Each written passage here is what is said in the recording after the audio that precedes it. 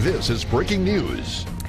And welcome back, everybody. We continue to follow this breaking story coming out of Aurora, Colorado this morning. That is near Denver, east of Denver, a sprawling suburb. Aurora is east of Denver. At least 12 people are dead, 50 others are hurt after a shooting at a movie theater at midnight. Police say it happened at Century 16 movie theaters in Aurora. That's at the Aurora Town Center during a midnight showing of The Dark Knight Rises. There's a picture of it right now. Dina has been following the very latest for us. 38 people have been injured, excuse me, correcting that. She has been following the very latest developments, and she joins us now with more. Well, the suspect is now being named as 24-year-old James Holmes of Aurora, Colorado, and he is in police custody this morning. Police believe he was a lone gunman and only he was responsible for the shooting rampage. But according to witnesses, the gunman kicked down the door before the movie, or during the movie rather, and then threw metal gas canisters into the theater and then began opening fire. Now, witnesses say there were between 20 and 30 shots fired in this incident. Now, according to police, 3 guns were found, 2 on the suspect, a shotgun and a rifle, and another gun was found stashed in the movie theater, also a knife. The gunman was wearing all black clothing with a gas mask over his face. He was also wearing a bulletproof vest, so this guy definitely came to this movie theater ready for some sort of a battle. And we are going to show you now some cell phone video that was reportedly taken in the aftermath at the movie theater. This reveals horrified witnesses as they watched people flee the theater, apparent victims carried away from the scene. We do know that 10 people died at the theater, 2 more at the hospital. The ages of the 38 injured span from about a 3-month-old baby who is believed to be okay this morning, all the way up to middle-aged adults. And local hospitals are also working on decontaminating the victims because of tear gas injuries and also some injuries from shrapnel from the shooting. Now, 2 eyewitnesses were inside the Aurora movie theater when the gunman opened fire and are speaking out about the shooting. Even when he threw the first tear bomb, nobody really reacted until they exploded. And then everyone dropped to the ground and couldn't breathe, couldn't see, and everyone's noses. And police are searching also an apartment complex believed to be the home of the suspect who opened fire inside of that Colorado movie theater. Again, at least a dozen people have been killed because of this incident. 38 more are injured. All righty, this is what we have coming from the White House right now. This is a statement by President Barack Obama. He had this to say about the shooting in Colorado this morning. Quote, "Michelle and I are shocked and saddened by the horrific and tragic shooting in Colorado. Federal and local law enforcement are still responding, and my administration will do everything that we can to support the people of Aurora in this extraordinarily difficult time.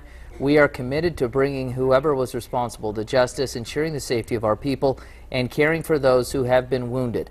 As we do when confronted by moments of darkness and challenge, we must now come together as one American family." Again, a quote this morning after hearing the tragedy from President Obama.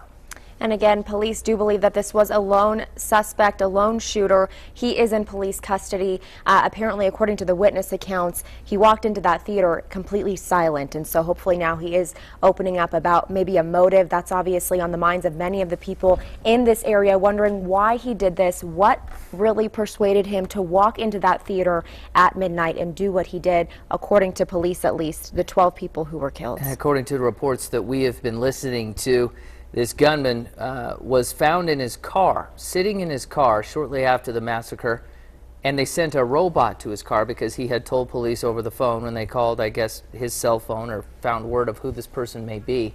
And we had the very latest from KUSA as they continue to search the suspect's home. This morning rather, when they came out here. I want to tell you a story, though, that I ran into this lady who was supposed to go to that showing, but by a fate of whether you call it bad luck, good luck, she said bad luck at first, where her friend's credit card got denied, and then all of a sudden they decided to go and find another friend who brought in another credit card. Because of that, they weren't able to get into Theater 9 where the shooting happened, but they were able to get into the 12:10 showing, which was in Theater 8 next door. While they were watching the movie, all of a sudden a police officer came in, she said, with a gun, saying, "Everybody get out, everybody get out." She thought it was part of the movie, as did many other people, thinking it was part of a gimmick or some sort.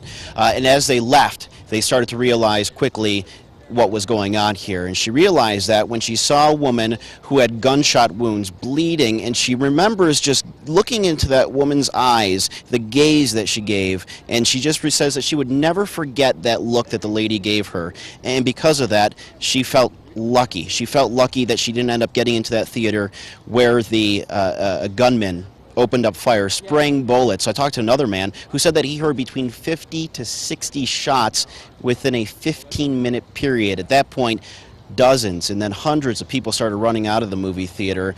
At this hour, this morning, behind me in the parking lot at the movie theater, all the vehicles are still there. Police have it roped off. What was eerie up until about 30 minutes ago is that you could still hear the security siren inside the movie theater. It was going off since around 12:45 this morning and continued on until about a half hour ago. The FBI, as well as other investigators, are out there going through that parking lot, trying to figure out, when they're going to be able to reopen that, when people are going to be able to get their vehicles.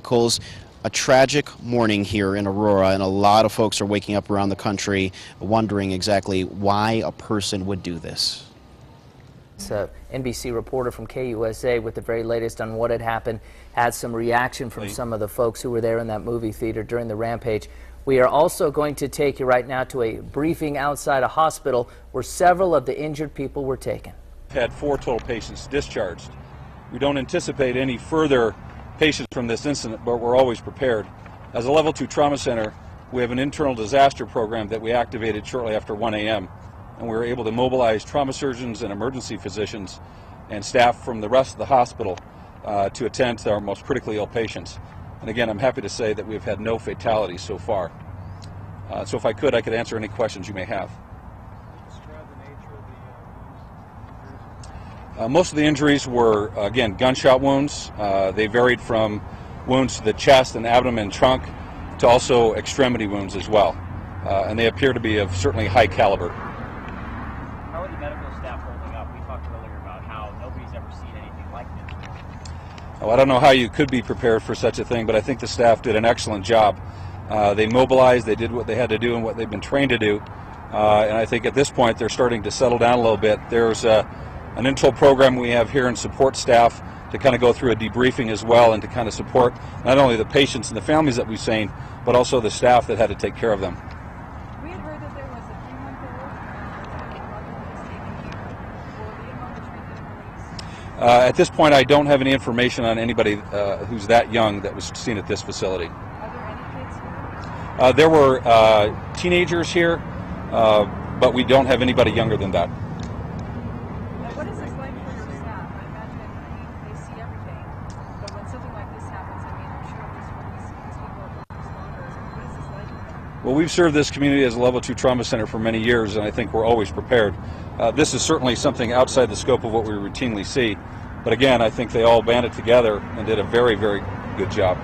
You were here last night. Can you describe a little bit about what the scene was like as these patients started coming in? I think there's a lot of uncertainty at the initial stages, and so there was a lot of chaos at the beginning, but everybody settled down and we actually took the patients rather rapidly, assessed them, assessed their needs, and many of which were treated immediately and then taken to surgery.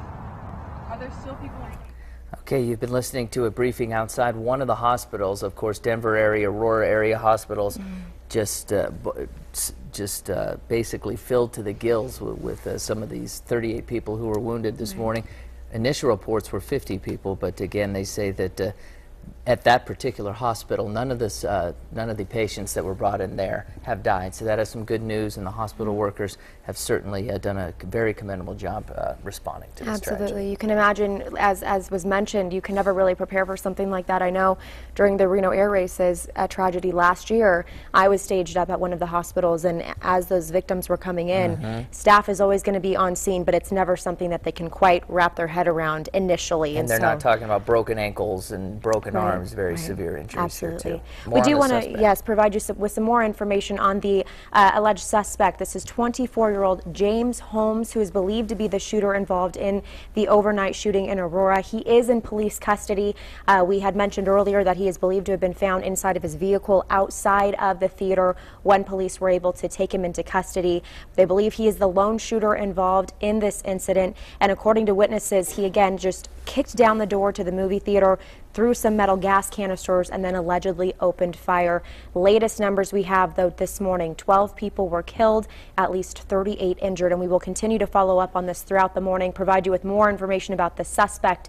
Kelly O'Donnell with NBC News was reporting earlier that the only contact this person ever made with police, James Holmes, was a traffic ticket about a year ago, and so it looks like he didn't have a criminal background. But again, I'm sure as details unfold, we will continue to learn much more about the suspect and the injuries as well. So many questions, so many questions. All righty, thank you, Dina. We appreciate it. Let's switch gears now.